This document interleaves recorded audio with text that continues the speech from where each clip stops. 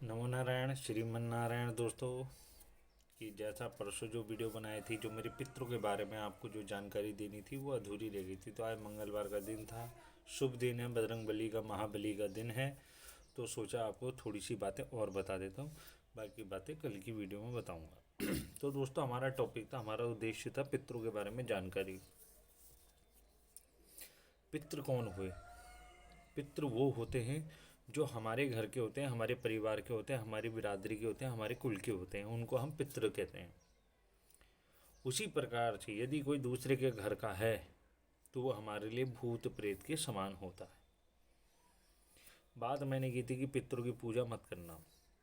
जिनके घर में पितृ दोष है, पितृ परेशान करते हैं, किसी पे खेलते हैं, बोलते हैं, या किसी का घर, किसी का परिवार पितृ दोष से घिरा हुआ होता है, तो मेरी नज़र में, जितना मैंने अध्यात्म में पढ़ाई करी है, तो मैंने ये जाना है और मैंने ये माना है, और मैं सबको सजेस्ट करता हूँ, सबको यही राय देता हूँ कि जिन घरों में भी, जिनके परिवारों में भी पितृ दोष है, पितृ निकल कर आ रहे हैं, चाहे एक पीढ़ी का, दो पीढ़ी का, तीन पीढ़ी का, कितनी भी पीढ़ी का हो, पितृ पितृ ही होता है और पितृ प्रेत होता है।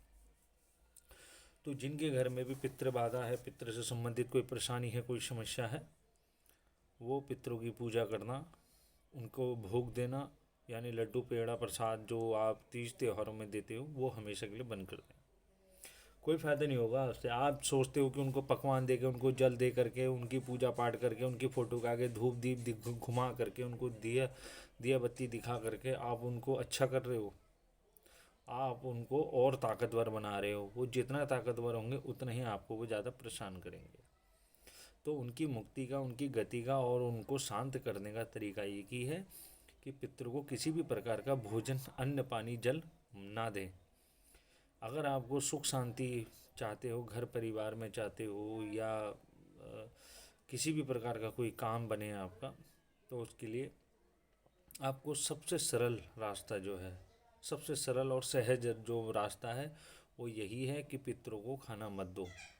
अगर ज़रूरी है तो उनके नाम का दूसरों को खिलाओ, तब उनकी शांति होगी। क्योंकि आप जिनकी पूजा पाठ कर रहे हो, जिनको भोग, अन्न, जल, पानी दे रहे हो, वो तो केवल एक परछाई है, एक आत्मा है ना। और हमने कभी इतनी अपने हमने कभी उस लायक या उतनी कभी भक्ति कभी करी नहीं, कभी प्रभु का नाम का जप करा ही नहीं, कभी उनके नाम का सुमिरन करा ही नहीं। अगर किया होता तो आज वो इस योनि में नहीं भटक रहे होते, पितृ बन के तुमको परेशान नहीं कर रहे होते। इसलिए पितरों की पूजा ना करें। यदि आपकी पितरों की गति हो चुकी है, उनको मोक्ष मिल चुका है, सब अच्छा चल रहा है, तो आप अपने पितरों को खाना भी दे सकते हैं और उनके नाम का भी खिला सकते हैं। पहली बात तो पितरों को ना पानी देना चाहिए, ना जल देना, ना अन्न देना चाहिए, ना जमीन देनी चाहिए, ना भूमि देनी चाहिए। किसी भी प्रकार की कोई भी चीज़ पितरों को नहीं देनी चाहिए, और घड़ी घड़ी कभी पितरों को याद नहीं करना चाहिए। जिन घरों में भी पितृ दोष है उन घरों में पितरों की पूजा करना सदा सदा के लिए बंद कर दो, जब तक आपका पितृदोष ठीक नहीं हो जाता।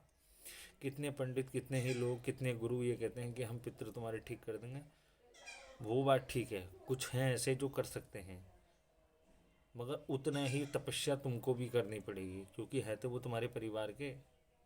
हमारे परिवार का इसलिए वो हमारा पितृ है, दूसरे के घर का है, फिर हमारी नज़र में भूत प्रेती तो है। तो तुम्हारे घर का पितृ मेरी नज़र में भूत प्रेती है, और मेरे घर के पितृ तुम्हारे लिए भूत प्रेत के समान है। इसलिए गुरु के लाल कह गए कि पितृ यानी प्रेत होता है, यानी भूत होता है, पिशाच होता है। नहीं, अब तुम देते हो अपने पितृ को जलपान भरपूर, उनकी सेवा पानी कर रहे हो, फोटो में धूप दीप दिखा रहे हो, सुबह शाम अगरबत्ती घुमा रहे हो, है नहीं। तुम्हारा पितृ है कहाँ? क्या पता तुम्हारे ही घर का पितृ तुम्हारी नाती पोतो या परिवार के किसी सदस्य पे लगा हो, उसको अंदर ही अंदर परेशान करेगा वो, क्योंकि तुम उसकी आराधना कर रहे हो और वो है तुम्हारे घर के अंदर ही। दूसरे ही पल आप ये सोचो कि आप अपने पितरों की पूजा पाठ कर रहे हो, वो अन्य किसी और पे, जिसको आप जानते नहीं, जिसको आपने कभी देखा नहीं, उस पर लगा है। कहीं नदी नाले चौक चौराहों से लग जाती हैं। आप अपने घर में देव अपने पितरों की पूजा कर रहे हो, वो बेचारा किसी और अन्य किसी और पे लगा हुआ है, तो वो उसको परेशान करेगा वहाँ, क्योंकि आप तो उसकी पूजा पाठ करके उसको खिला पिला करके तगड़ा बना रहे हो, हट्टा कट्टा बना रहे हो, वो दूसरे को परेशान करेगा। तो मेरी नज़र में पितरों की पूजा ना करें, है नहीं, देवताओं का भजन करें, भगवान का नाम का जप करें और सेवा पानी करें, गरीबों को अन्न पानी जल दें, दान दक्षिणा दें, भिक्षा दें। संत गुरु जो भी होते हैं, जो भी ये जो मांगने वाले आते हैं, उनको दान दक्षिणा दें, उनको कभी निराश ना करें, साधु संतों की सेवा करें। तो ये सारी चीज़ें हैं जो आपको लाभ पहुंचाएगी ही पहुंचाएगी। इस टॉपिक पे मैं आपको आराम से बात करूंगा कि पितृ क्या क्या नुकसान पहुंचाते हैं हमारे शरीर में रह के। देखो, एक भूत प्रेत में और एक पितृ में ज़्यादा फर्क नहीं होता है ना। एक दो चीज़ें ऐसी हैं जो इनसे हट के है बिल्कुल, बाकी वरना सारी की सारी सेम है। जो भूत प्रेत हम पे लग जाता है, जो नुकसान हमारे शरीर को पहुंचाता है, हमारी पढ़ाई में हमारे कामकाज में नुकसान पहुंचाता है, वही सारे काम पितरों के होते हैं, यानी पितृ यानी प्रेत होता है। आप मेरी इस बात से आइडिया लगा लें। अब कितने ऐसे लोग, मेरे पे एक क्वेश्चन आया था, तो मतलब क्वेश्चन क्या आया था, किसी ने मुझसे पूछा था, उन्होंने कहा आप इसका आंसर मुझे को वीडियो में देना, मैं आपकी वीडियो देखता हूँ। मैंने कहा मुझे आज ही मिला इसलिए मैं वीडियो बना भी रहा हूँ। तो उनका जवाब था कि भैया मेरी मम्मी पे देवी माता आती हैं। मैंने कहा ठीक। कहा पहले मेरी मम्मी बहुत बीमार रहती थी, मैंने आपकी मम्मी पे लगा भी जाया था। कह रहा था हाँ पहाड़ के हैं वो। ज़्यादातर मेरे पे क्वेश्चन पहाड़ों के ही आते हैं, मगर वीडियो लाइक नहीं होती, उतने कमेंट नहीं आते। अफसोस की बात यह है, जब तक आप लाइक नहीं करोगे, कमेंट नहीं करोगे, लोग उससे सब्सक्राइब नहीं करवाओगे मेरा चैनल, तो मुझे हिम्मत कैसे मिलेगी और मैं ऐसी ही बातें कैसे निकाल पाऊँगा। आपको पता है मैं इतना किताबें मंगा चुका हूँ उन गुरुओं की जिनको मैं फॉलो करता हूँ। मेरे पास उतना बजट भी नहीं होता है, मुझे कभी कभार पैसों की आवश्यकता पड़ जाती, कितनी किताबें मैंने कैंसिल भी कर दी पैसों के चक्कर में।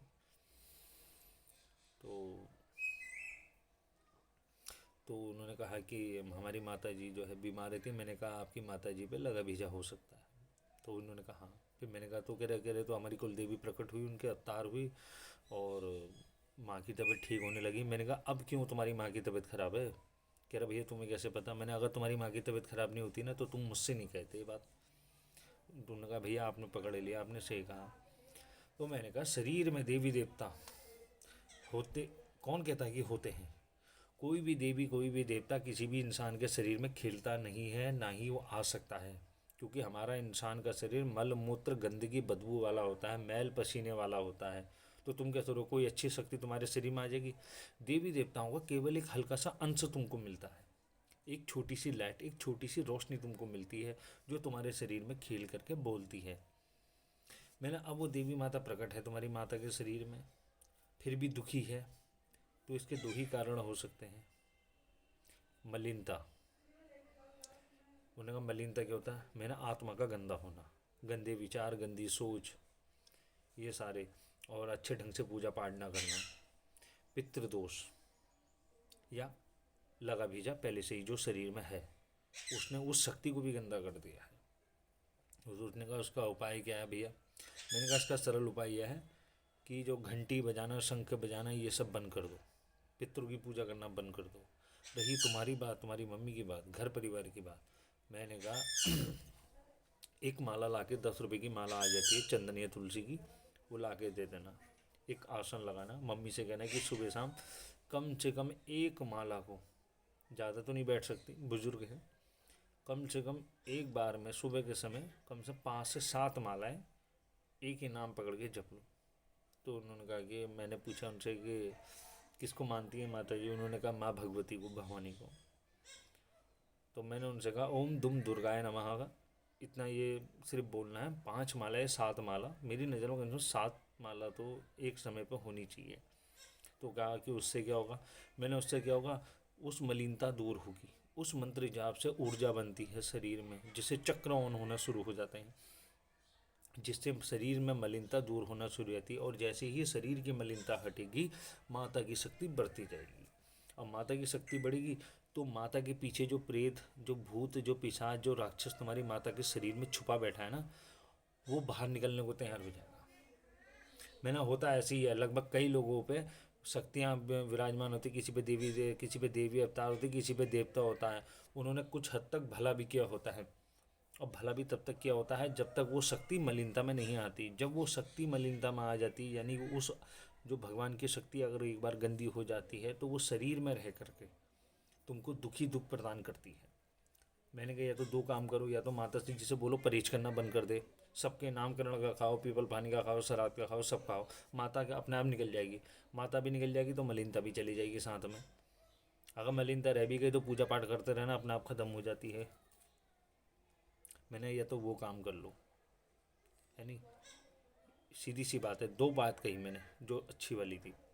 मैंने कहा या तो भैया परहेज करना छोड़ दो। मैंने कहा तुम्हारी माता जी परहेज भी बहुत करती कि हाँ। मैंने उनसे कहना परहेज करना बंद कर दो। परहेज करके कोई, जब तुमको माता की शक्ति होने के बाद भी तुमको कोई लाभ नहीं हो रहा, दुखी है, बीमारी है, तो मैंने कहा फ़ायदा क्या है।